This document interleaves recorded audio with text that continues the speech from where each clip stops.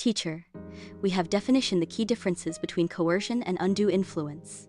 Coercion involves forcing someone to act against their will through threats or pressure, often of a physical or illegal nature.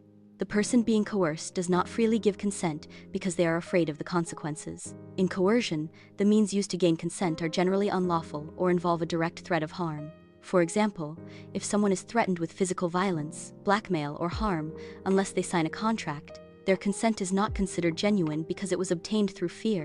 Coercion can involve criminal acts, like extortion or force, and it makes any agreement signed under duress voidable. Undue influence. Undue influence, on the other hand, happens when one person exploits a position of power or trust over another to unfairly persuade them to make a decision. Unlike coercion, undue influence doesn't involve threats or physical harm, but instead relies on emotional, psychological, or relational pressure.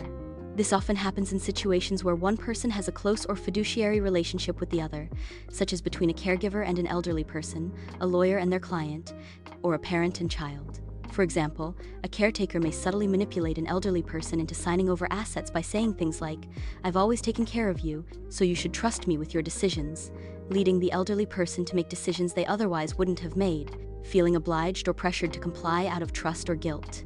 Key differences. 1. Nature of the pressure. Coercion involves physical or illegal threats, violence, blackmail. Undue influence involves psychological pressure or manipulation, often exploiting trust or a position of power.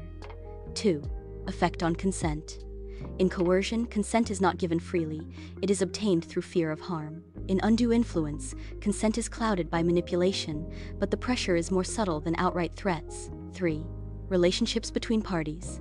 Coercion does not necessarily require any pre-existing relationship between the parties. Undue influence typically arises in a relationship of trust, where one party holds power over the other. 4.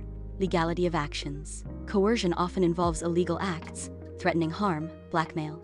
Undue influence involves morally or ethically questionable behavior, but may not necessarily be illegal in itself.